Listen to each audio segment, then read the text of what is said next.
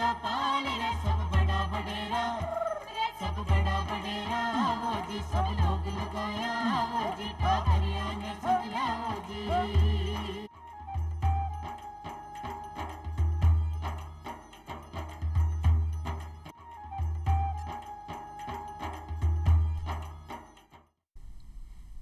चौपाल देख बड़ा सबला भाया और बहना ने राम राम साहब। बहन बहना आपने माननीय प्रधानमंत्री जी सबका साथ और सबका विकास की बात करें और एक ताणी अंत्योदय ने मूल मंत्र माने है। और पूज्य महात्मा गांधी जी भी ख्या करता है कि आप कोई भी काम करा, कोई भी योजना बनावा तो उनमें उद्देश्य आ होना चाहे कि जो लाइन में सबसे पीछे बैठो है आपनो भाई, उन ई योजना या अपनी बात से आप कई फायदो हो बोलो। और ऐसा भी संभव हो सके है पंचायती राज के माध्यम से। पंचायती राज और ग्रामीण विकास को कई संबंध है। पंचायती राज के माध्यम से ग्रामीण विकास की तरह से संभव हो रही है, इसकी तमाम जानकारी लेकर आज अपने कार्यक्रम में श्री CR मीणा साहब मौजूद हैं। राम राम साहब मीणा साहब। मीणा साहब आपको बहुत बहुत स्वागत है कार्यक्रम में। और आपको परिचय मैं करा दूँ, आप BDO साहब हैं खेतड़ी का, और चूँकि ग्रामीण विकास से संबंधित तो प्रोग्राम आप कर रहे हैं चौपाल, तो श्रीमती ममता कुमावत जो सरपंच हैं बबेर वालों की ढाणी जोबनेर से अपने बीच में है, आपको भी मैं अपना स्वागत करा। राम राम साहब ममता जी। राम राम।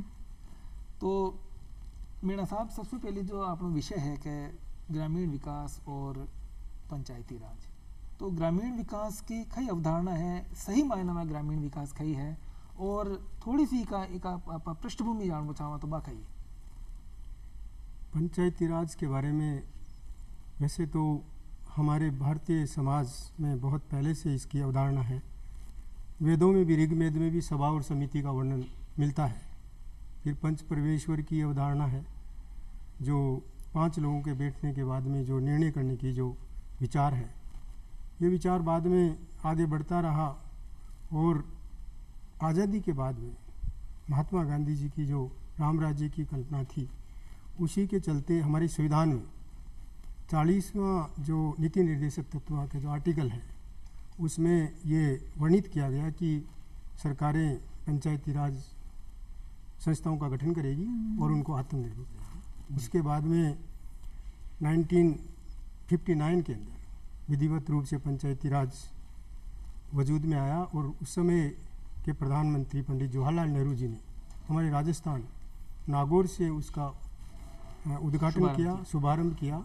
उससे पहले भी पंचायती राज के तहत सामाजिक विकास कार्यक्रम और सोशल एक्सटेंशन प्रोग्राम चल रहे थे।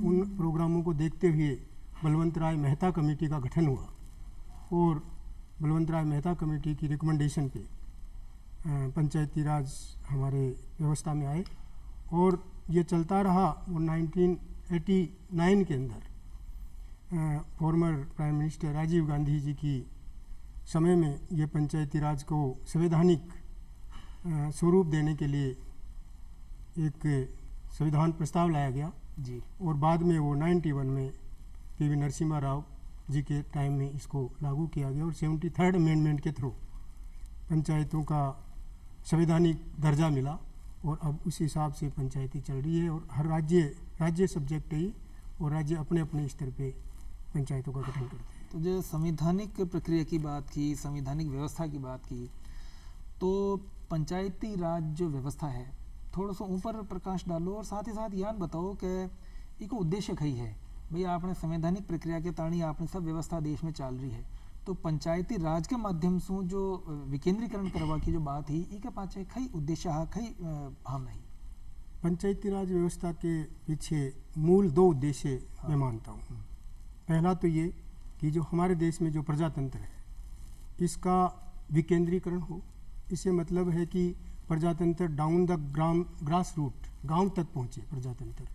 तो इसमें वार्डपंच जो होता है वो प्रजातंत्र की सबसे छोटी से छोटी इकाई होती है, जो पंचायती राज के थ्रू होता है। दूसरा जो उद्देश्य है कि गांव के लोगों के द्वारा ये बताया जाए कि गांव के अंदर किन किन चीज़ों की ज़रूरत है, चाहे वो सांस्कृतिक और सामाजिक ज़रूरतें हो, और चाहे वो भौतिक ज़रूरतें हो, सड़क, पानी, बिजली। तो ये सब गांव के लोग खुद निर्णय करें। तो पहली बात तो प्रजातांत्रिक प्रक्रिया का विकेंद्रीकरण, और दूसरी बात ग्रामीण विकास। ये दो मुख्य उसके उद्देश्य हैं जी। और जिसमें पंचायती राज अपना कार्य कर रही है।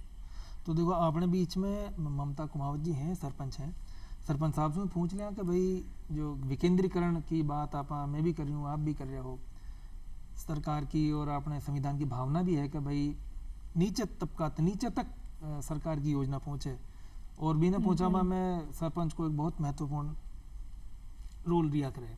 सरपंच साहब यान बताओ कि थोड़ी सी मैं था कि पृष्ठभूमि जानना चाहवा कि एक महिला ने अब तो वह स्थिति बहुत अनुकूल है सब जगह ही कि भाई अब महिला मैंने कोई घर की देरी डांग को भी जो पहली वो के साहब गनुमान ने जाना चाह, अब तो बची बात को ने, लेकिन फिर भी उतरी खुलापन उतरी आज़ादी भी खोने।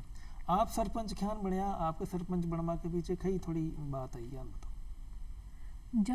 जब से पंचायती राज चालू है 1995 से, तब से क्या है हम इस क्षेत्र में उभरे हुए हैं। मेरी सासू माँ है जो 1995 से सरपंच बने, फिर वो 1995 में सरपंच बने, उनका कार्यकाल बहुत अच्छा रहा, लोगों को संतुष्टि हुई कि ये महिला है जो हमारे विकास के लिए कुछ कर आगे बढ़ सकते हैं, हम उद्धार करवा सकते हैं नारी का। उसके बाद फिर कुछ समय बाद 5 साल के कुछ उपरांत मेरे ससुर जी इस सरपंच में आए। ससुर जी इलेक्शन में खड़े हुए, ससुर जी ने फिर पंचायती राज चालू किया, फिर 5 साल वो रहे।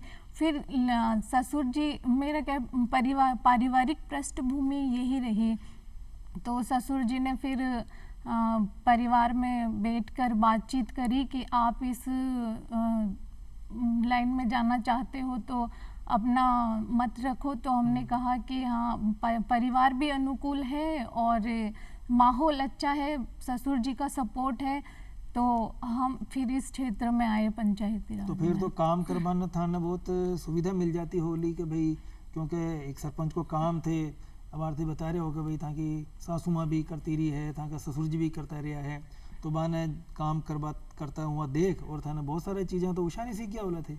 हाँ, उन जो वो कार्य कर रहे हैं उनको देख देख के, जो जैसे होता है कि एक बच्चे का देख रेख माता पिता की उसमें होता है, वैसे ही ससुर जी की देख रेख में मेरा पंचायती राज चला। और ससुर जी से बहुत कुछ सीखने को भी मिला कि आप जो काम करो वो जायज करो, और जो डिसीजन लो सेल्फ डिसीजन लो, किसी के कहने में मत आओ कि ये मुझे ये करना है ये नहीं करना। देखो ममता जी में एक बात है कि भाई ज़्यादातर जगह आप देखोगे है कि सरपंच अगर महिला है, मान लो महिला सीट आ गई, वो वजह से सरपंच कोई बन गई, तो ज़्यादातर काम सरपंच पति करे, मतलब महिला को जो पति है या महिला का ससुर साहब है या घर में कोई देवर है, कोई पुरुष ही वो काम चला है। आपके घर में तो शायद की स्थिति कौन है? नहीं, ऐसा नहीं है। काम फील्ड का काम रहता है, वो भी हम संभालते हैं, और जैसे पंचायत की मीटिंग वगैरह होती है उसमें भी हम उपस्थित होते हैं, और कोई ऐसे कार्य होते हैं जैसे स्कूलों में बुलाया जाता है तो मैं वहाँ भी उपस्थित होती हूँ। बाकी कुछ ऐसे कार्य भी होते हैं कि उसमें बड़ों का डिसीजन जरूरी माना जाता है, उसमें फिर मैं ससुर जी से बातचीत करती हूँ कि आप बताइए ये सही है गलत है, डिसीजन बताइए, फिर वो अपना मत रखते हैं। बिल्कुल बिल्कुल, ये बहुत अच्छी बात बताई आपने कि भाई आपसे सहमति सू, और बुजुर्गों से और ज्ञानी लोगों से पूछवा हम तो कोई ऐतराज भी कोई नहीं। हाँ। तो ग्राम पंचायत का कौन कौन सा काम है साहब, जो ग्राम पंचायत के, अगर वहाँ की शक्तियाँ की बात करूँ, वहाँ का ग्राम पंचायत का अधिकारों की बात करूँ, तो वे कौन कौन सा अधिकार है? ग्राम पंचायतों के पास लोकल सेल्फ गवर्नमेंट्स है। लोकल सेल्फ गवर्नमेंट्स के पास जो भी स्थानीय स्तर पे आदमी से जुड़े हुए, उनके रोज़मर्रा से जुड़े हुए जो सभी काम हैं वो पंचायतें करती है। परोक्ष रूप से और अपरोक्ष रूप से सारे काम पंचायतों को दिए गए। जैसे संविधान के अंदर भी 29 सब्जेक्ट्स के ट्रांसफॉर्मेशन की बात है, 29 शब्दों का विषयों का स्थानांतरण पंचायती राज संस्थाओं को होना है। त्रिस्तरीय जो व्यवस्था है, इसके अंदर सभी जो संस्थाएं हैं उन एक दूसरे को काम संवैधानिक स्तर पे दिए गए हैं। स्पेशली ग्राम पंचायत स्तर पे, जैसे अभी राजस्थान सरकार ने 5 विभागों का ट्रांसफ़र पंचायती राज को किया है, जिसके अंदर सामाजिक न्याय में अधिकारिता है, जिसमें ओल्ड एज पेंशन्स है, पालनहार है, और भी समाज के वेलफेयर स्कीम्स के जो प्रोग्राम्स हैं वो उसको मिले हुए हैं। दूसरा ICDS है, इंटीग्रेटेड चाइल्ड डेवलपमेंट प्रोग्राम, जिसको अपन आंगनवाड़ी बोलते हैं। आंगनवाड़ियों के उनके रिक्रूटमेंट से लेके उनके वेतन और उनके निरीक्षण की सारे काम पंचायतों को दिए हुए हैं। उसके बाद में प्राइमरी एजुकेशन, जो प्राथमिक शिक्षा है 8वीं क्लास तक के, उसके रिक्रूटमेंट और उसके निरीक्षण सारे काम पंचायतों को दिए हुए हैं। और प्रारंभिक स्वास्थ्य विभाग की जो PSC प्राइमरी सब सेंटर्स होते हैं ग्राम पंचायतों में, वो भी पंचायतों के पास है। इसके अलावा पानी, बिजली और सड़क, खास तौर से जो ग्रामीण सड़क के बनी है, इनके भी काम तो दिए हैं डायरेक्ट रूप से, लेकिन देखने की पर्यवेक्षणीय सारी जिम्मेदारियां सरपंच को दी हुई है। और सरपंच के साथ में जो भी कॉम्पिटेंट अथॉरिटी है, सरपंच और उसकी कमेटी जी, ग्राम पंचायतों के अंदर, पंचायत समिति के अंदर प्रधान जी और उनके साथ में विकास अधिकारी, जो उनके प्रधान जी की कमेटी के एग्जीक्यूटिव एडमिनिस्ट्रेटर है, उनके पास में ये शक्तियाँ निहित है। शक्तियाँ वहाँ पर भी कमेटियों के अंदर है, समितियों के अंदर है, समिति का गठन है। एक व्यक्ति कौन है? एक व्यक्ति या एक पद के अंदर शक्तियाँ निहित नहीं है। शक्तियाँ ग्राम पंचायत के अंदर डेमोक्रेटिक प्रोसेस, जो सेल्फ गवर्नमेंट जो कैबिनेट डिसीजन करती है, या गवर्नमेंट की विधानसभा के अंदर विधानसभा बैठती है, बड़े डिसीजन करती है, ऐसे ही ग्राम पंचायतों के अंदर कोई निर्णय करना है, उसके निर्णय के ग्राम सभाएँ होती है। उसके बाद में महीने में 4 बैठकों का प्रावधान है। मिनी सचिवालय की कॉन्सेप्ट राजस्थान में लागू है, जिसके अंदर 5, 12, 20, 27 ये एक महीना में 4 बैठक? हाँ, 5, 12, 20, 27 और 5 तारीख और 20 तारीख को अनिवार्य रूप से होती है। 12 और 27 को बैठकें होती है। उन बैठकों के अंदर जैसे पट्टा का अगर आवंटन करना है, या भूमि का आवंटन करना है, या किसी ज़मीन का म्यूटेशन खोलना है, या और कोई बड़ा निर्णय करना है, तो सरपंच और सरपंच के साथ में जो उनके वार्ड पंच हैं, उनकी बैठक, और बैठक के अंदर मेजोरिटी के साथ में डिसीजन लिए जाते हैं। निर्णय की गुणवत्ता और उसकी ग्रेविटी ऑफ द सब्जेक्ट जी के आधार पर सबके अलग अलग कार्य विभाजित है। सरपंच साहब, आपकी जो पंचायत समिति है, ग्राम पंचायत है, उनमें कौन कौन सा काम थे अबार तक कराया हो? मेरी ग्राम पंचायत बबेरवालों की ढाणी है। बबेरवालों की ढाणी में हमने जहाँ जहाँ पानी की व्यवस्था की ज़रूरत थी, वहाँ पानी की व्यवस्था सुचारू रूप से चालू करने के लिए लाइन डलवाए, और भी है जैसे सड़क निर्माण कार्य करवाया है, सामुदायिक भवन निर्माण कार्य करवाया है, और सरकारी स्कूलों में शौचालय की सुविधा कम थी, तो उस कार्य को प्रायोरिटी देते हुए हमने सरकारी स्कूलों में शौचालय सुविधा करवाई। और भी बहुत से कार्य हैं, जैसे नाली निर्माण कार्य हो गया, और मंदिरों में ब्लॉक डेवलप करवाना, मंदिरों के जो चबूतरे हैं उनकी रिपेयरिंग वगैरह करवाना, सामुदायिक हॉल बनवाना, बहुत से ऐसे कार्य हैं जो हमने अब तक करवा दिए। तो ग्रामीण विकास की अबार जो योजनाएं चल रही हैं, वे कौन कौन सी, की जानकारी अपना भाई बहनों को बहुत जरूरी है। ग्रामीण विकास और पंचायती राज की जो योजनाएं हैं, वो सभी योजनाएं खास तौर से जन सामान्य के जन कल्याणकारी की योजनाएं हैं। प्रधानमंत्री आवास योजना है, जिसमें गरीब तबके की एक लिस्ट ग्राम पंचायत की ग्राम सभा से बनाई गई है। उसमें आवास निर्माण किया जाता है। और उसके बाद में महात्मा गांधी राष्ट्रीय ग्रामीण रोजगार गारंटी योजना है, उसके अंदर 100 दिन का, अब तो राज्य सरकार ने उसको बढ़ा भी दिया। वो एक योजना है जिसकी क्रियान्विति पंचायत समिति के विकास अधिकारी के द्वारा, प्रोग्राम ऑफिसर के द्वारा उसको किया जाता है। इसके अलावा स्वच्छ भारत मिशन, जो अभी उसका एडवांस स्टेज है, SBM+, उसमें SRMW solid liquid waste management के ऊपर काम हो रहा है। उसके अंदर व्यापक एक DPR बन रही है, इसमें बहुत सारा काम हो रहा है। इसके अलावा ग्राम पंचायती जन्म मृत्यु के प्रमाण पत्र जारी करती है, तो वो भी एक स्कीम है, बड़ी स्कीम है। उसके अलावा हमारे जो और स्टेट फाइनेंस कमीशन और सेंट्रल फाइनेंस कमीशन के द्वारा रूरल कनेक्टिविटी की रोड्स हैं वो बनाना, और वाटर अवेलेबिलिटी बोरिंग्स करवाना, और ये सारी स्कीम्स हैं जो पंचायती राज और रूरल डेवलपमेंट के साथ की जा रही है। अब देखो, योजना बनाबो बहुत आसान है और हर योजना का पूरा करवा का ताणी जरूरत रहे है पैसा की। तो पंचायता ने जो काम करवाया, जहाँ मैडम भी बताया होगा, बार साहब सड़क बनाया, निर्माण कराया, नालियाँ बनाई, पर हो तो पैसा सुई है। तो पंचायता का जो आर्थिक रूप से माने संबल प्रदान करवा के ताणी कई योजना है, वहाँ का ना आर्थिक स्रोत है ये पंचायतों के पास में, हाँ, इसमें शुरू से ही था ये कि पंचायतों का गठन होगा और पंचायतों को आर्थिक रूप से इस तरह से संबल किया जाएगा कि पंचायतें अपने स्तर पे काम करें। उसके अंदर पंचायतों की ओन इनकम, निजी आय के लिए पंचायतों को प्रोत्साहित किया जाता है। कानून में भी है कि हर साल पंचायत राज संस्थाएं 10% निजी आय में बढ़ोतरी करेगी, और अगर नहीं करते हैं तो उन कार्यकारी और एडमिनिस्ट्रेटर्स के ऊपर कार्रवाई का प्रावधान भी है। लेकिन निजी आय की जो प्रक्रिया है उसमें एक तरह से चुनौती है ग्राम पंचायतों के लिए। ग्राम पंचायतों की बहुत सारी दुकानें हैं जो किराए पे दी जाती है।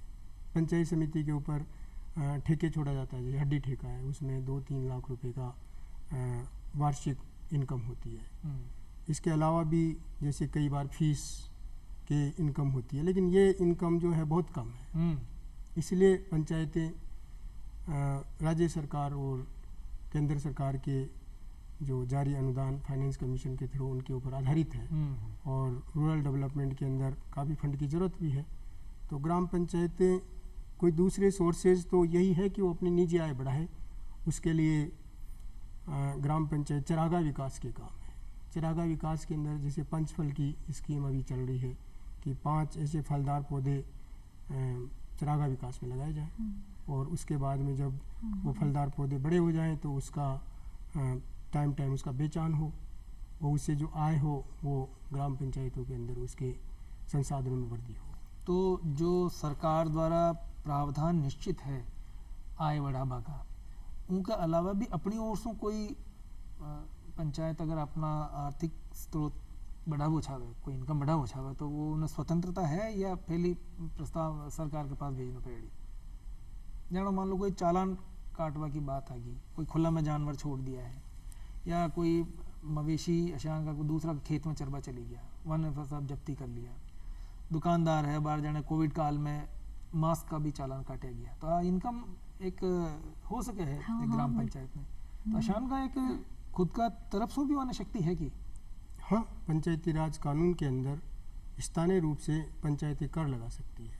अच्छा, मेलों का आयोजन कर सकती है। हाँ जी, मेलों के आयोजन से जो आमदनी होती है वो ग्राम पंचायत अपनी निजी आय में रख सकती है, और उसको खर्च करने की ग्राम पंचायत की गवर्नमेंट की गाइडलाइन के अनुसार सारी ही जो स्कीम्स है, जो भी काम करते हैं, राज्य सरकार की गाइडलाइन के अनुसार मेलों का आयोजन करें, और उसके द्वारा जो निजी आय हो अपने निर्णय होगा उसके अंदर, बैठक के अंदर, और निर्णय के बाद में जो फीस मुकर्रर करते हैं वो विधि संगत होना चाहिए, और उसके बाद में उस पर कर लगाएं, और उस कर को डेवलपमेंट वर्क्स के लिए काम में लें।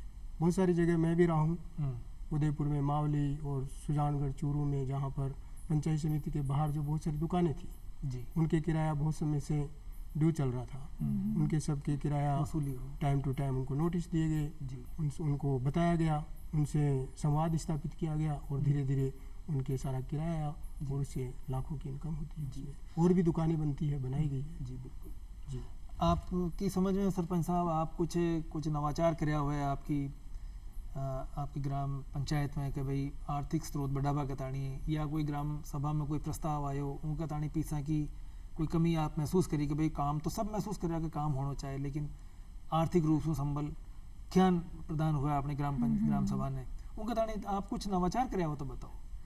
हम क्या करते हैं कि साल में 4 ग्राम सभाएं बुलाते हैं, उसमें 3 ग्राम सभाओं में सब लोग उपस्थित होते हैं, लेकिन एक ग्राम सभा ऐसे रखते हैं हम जिसमें सिर्फ महिलाओं की उपस्थिति अनिवार्य रखते हैं।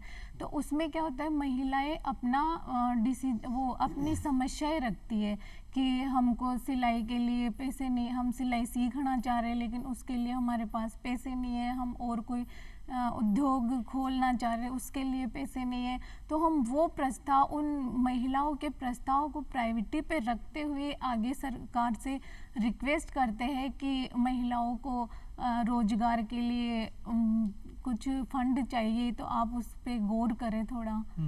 वो प्रस्ताव भेजते हैं वो हम फिर प्रस्ताव आगे। भेज दो। हाँ।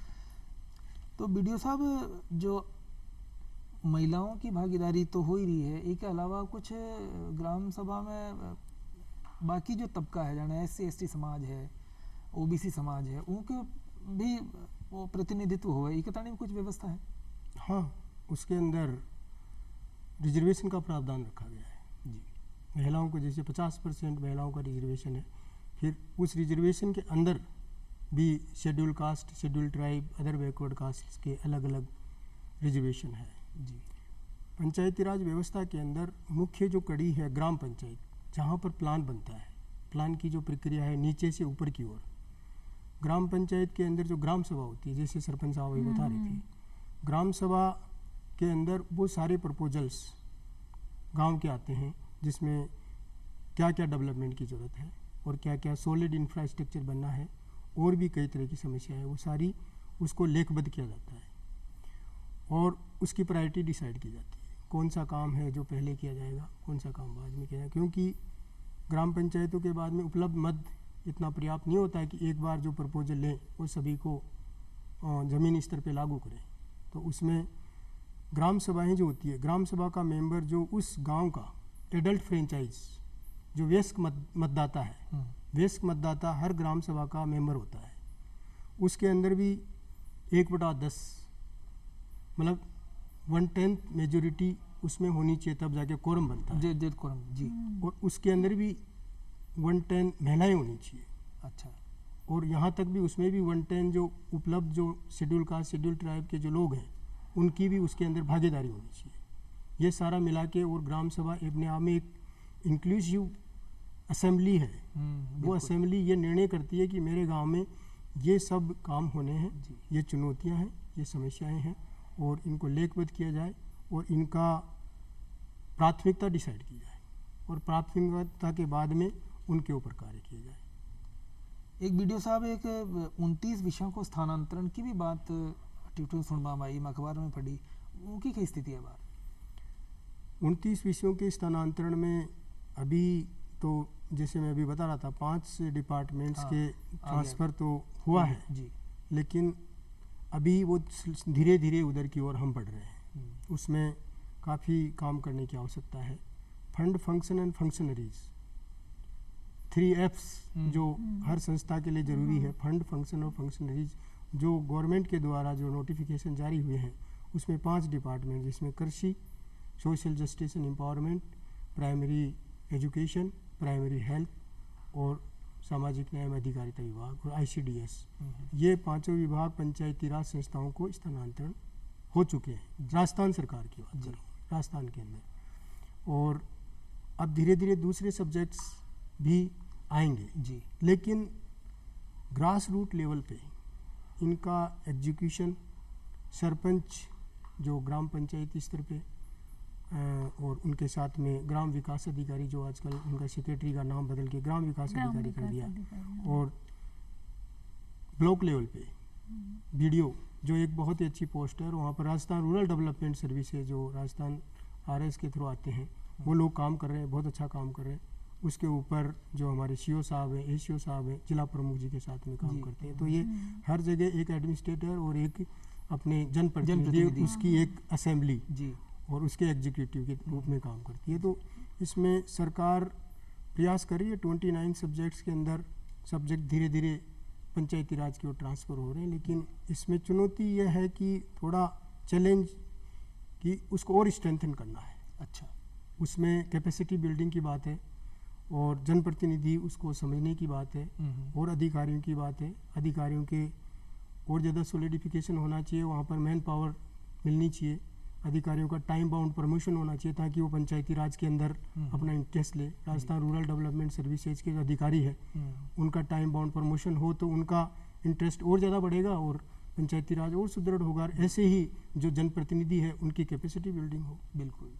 तो पंचायती राज सशक्त होगा। 29 सब्जेक्ट जो पंचायती राज में आएंगे तो ये लोग उसको संभालेंगे, और जो रियल सेंस में जो पंचायती राज ग्रामीण विकास के लिए बनाया हुआ है बिल्कुल वो लागू होगा, और प्रजातंत्र डाउन द लाइन ग्राम पंचायत तक लागू होगा। भाई सरपंच साहब, मन तो बीडीओ साहब की बात सुन और आपकी बात सुन यही समझ में आयो है कि भाई जो आम जनता की भागीदारी में ज़रूरी है। भाई देखो बात यान है कि बीडीओ साहब काम करवा के तानी तैयार है, फंड कटासों आवे ई की व्यवस्था सरपंच साहब करवा के तानी तैयार है, लेकिन बहुत बार यहाँ देख पा आवे कि साहब आम सभा में कोरम ही पूर्ण होवे, लोग आवे ही कोने। आ जिम्मेदारी है आपनी। आपा जब भी सभा को आयोजन हुए बेटा जरूर आपने उपस्थिति दर्ज करानी है, आपका विचार बेटा रखना है और आपकी बात बिल्कुल खुला शब्दा में रख और बीडीओ साहब से मिल, सरपंच साहब से मिल और आपके गांव का विकास करते हैं, ज़्यादा से ज़्यादा काम करना है। ये भावना के साथ ही आज की चौपाल रो वक्त हुई पूरो दोनों मेहमानों ने घना घना धन्यवाद। चला राम राम। राम राम।